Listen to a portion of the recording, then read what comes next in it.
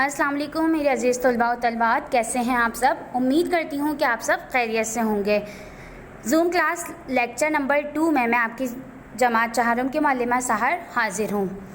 बेटा, हमने अपने पिछले लेक्चर में जो हमारा लास्ट लेक्चर था उसमें हमने क्या किया था, नज़म हम की बुलंदख्वानी की थी और उसकी वजाहत यानी कि उसकी वजाहत को समझा था और साथ साथ हमने उसके नए अल्फाज को भी पढ़ा था, उसके मायनों को भी समझा था और हमने क्या किया था बेटा, अपना कॉपी वर्क भी स्टार्ट किया था। कॉपी वर्क में हमने क्या किया था, तारुफ लिखा था अपना और इसके साथ साथ आपने मिकाते अव्वल का टाइटल पेज बनाया था और एक पेज आपने सिलेबस आउटलाइन के लिए छोड़ दिया था। फिर हमने क्या किया था बेटा, नज़म हम प्यारा है नाम तेरा का हमने टाइटल पेज बनाया था। उसके बाद हमने नज़म हम प्यारा है नाम तेरा की फहरिस्त तैयार की थी, ठीक है। फिर उसके बाद हमने क्या किया था, मैंने आपको घर का काम दिया था जिसमें हमने क्या करना था, उसमें हमें करना था काम बेटा, एक नज़म हम के एक सफ़ा खुशखती करनी थी। उम्मीद करती हूँ बेटा आपने घर का काम मुकम्मल कर लिया होगा। आपको करना क्या था कि खुशखती करनी थी। खुशखती करने के बाद अगले सफ़े पर आ जाइए। अगले सफ़े पर आप सबसे पहले क्या करेंगे, जमात का काम लिखेंगे और जिस तारीख पर आप ये काम कर रहे हैं वो तारीख लिख दीजिएगा, ठीक है। और ब्लू कलर पेंसिल से मुश्किल अल्फाज की हेडिंग डालिए। मुश्किल अल्फाज मैंने आपको यहाँ लिख कर दिखाए हैं। नंबर 1 है वाली, नंबर 2 जहाँ, नंबर 3 गुलशन, नंबर 4 हिकमत, नंबर 5 फैज़, नंबर 6 ग़ुलाम, नंबर 7 गुलिस्तां और नंबर 8 करम। तो बेटा ये हमारे मुश्किल अल्फाज हैं, ये आपको अपनी कॉपी में नोट डाउन करना है, ठीक है। जब मुश्किल अल्फाज कर लेंगे तो आपको उसके अगले सफ़े पर आकर काम क्या करना है, नज़म हमद का मकसद तदरीस आपको ख़ुद से तहरीर करना है कि नज़म हमद पढ़ने का मकसद क्या था। तो वो मेरे आपको फ़र्स्ट लेक्चर में मिल जाएगा, मैंने उसमें एक्सप्लेन किया हुआ है कि नज़म को पढ़ने का मकसद क्या है। तो बेटा आपको अपने अल्फाजों में यहाँ पर मकसद तदरीस को तहरीर करना है, ठीक है।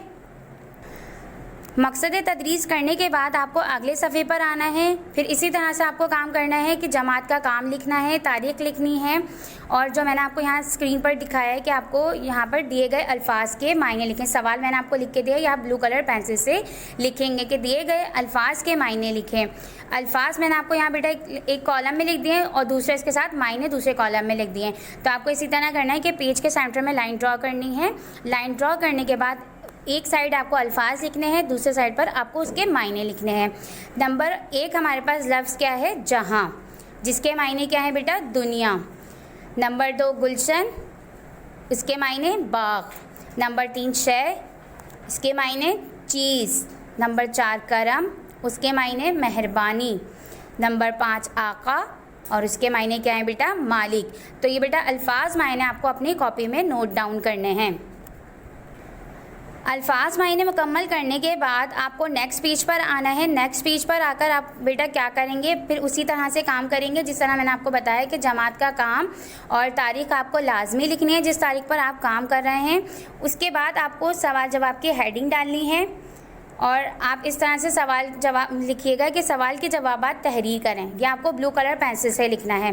फिर पहला सवाल क्या है हमारा, पहला सवाल हमारा ये है, किसी किताब या रिसाले से नज़म काट कर कापी में चिस्पा करें। यानी कि बेटा आपको किसी भी पुरानी किताब में से या किसी रिसाले में से नज़म हमद को कट कर कर अपनी कॉपी में पेस्ट करना है।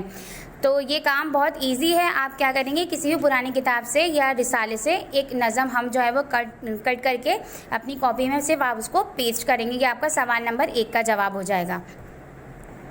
सवाल नंबर 2 में आपको क्या करना है, इंसान का हकीकी आका कौन है। सवाल नंबर 2 आपके पास है, इंसान का हकीकी आका कौन है। तो बेटा मैंने आपको बहुत अच्छी तरीके से एक्सप्लेन किया था कि इंसान का हकीकी आका अल्लाह ताला है, ठीक है। आप यहाँ पे इसका जवाब खुद से तहरीर करेंगे। सवाल नंबर 3 का जवाब भी बेटा आपको खुद से लिखना है।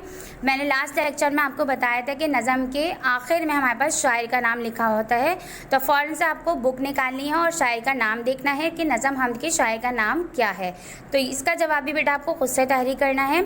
सवाल नंबर 4 आपके पास है, शायर और मुसन्निफ़ का फ़र्क लिखें। तो शायर और मुसन्निफ़ का फ़र्क भी मैंने आपको अपने लास्ट लेक्चर में बताया था, तो आप उसका बगौर मुताला मतलब उसको सुन लीजिए और सुनने के बाद इसका जवाब यहाँ पर तहरीर कर लीजिए। लास्ट हमारे पास सवाल है, सवाल नंबर 5, हमद क्यों लिखी जाती है। तो इसका जवाब भी बेटा आपको मेरे फर्स्ट मिल जाएगा। तो बेटा ये तमाम सवालात आपको अपनी कॉपी में लिखने हैं 1 से लेके 5 तक। जब आप ये सवाल के जवाबात कर लेंगे तो आपको नेक्स्ट क्या करना है, आपको सबसे पहले अपनी दर्सी किताब निकालनी है। दर्सी किताब का सफ़ा नंबर 8 खोल लीजिए। दर्सी किताब का सफ़ा नंबर 8 आपके पास यहाँ मैंने स्क्रीन पर दिखाया है, ये देख लीजिए। यहाँ पर इसका सवाल नंबर 2 आपके पास है, दिए गए अल्फाज से खाली जगह पुर कीजिए। तो आपके पास जो अल्फाज दिए हैं वो कौन से हैं, कौमी, हम्द, शायर, लिखें। अब मैं आपको जो खाली जगह है वो पढ़ के बताती हूँ। ये डैश हफीज़ जालंधरी ने लिखी है, तो यहाँ पे बेटा क्या आएगा, ये हम्द। ठीक है, हमने अभी क्या पढ़ी थी, हम्द। तो ये हम्द हफीज़ जालंधरी ने लिखी है। वो बहुत बड़े डैश थे, शायर थे, उन्होंने बहुत सी नज़में और गज़लें लिखी। पाकिस्तान का कौमी तराना भी इन्होंने ही लिखा। तो आप डैश में क्या लिखेंगे बेटा, कौमी। तो इस तरह से कि आपकी खाली जगह पुर हो जाएंगी।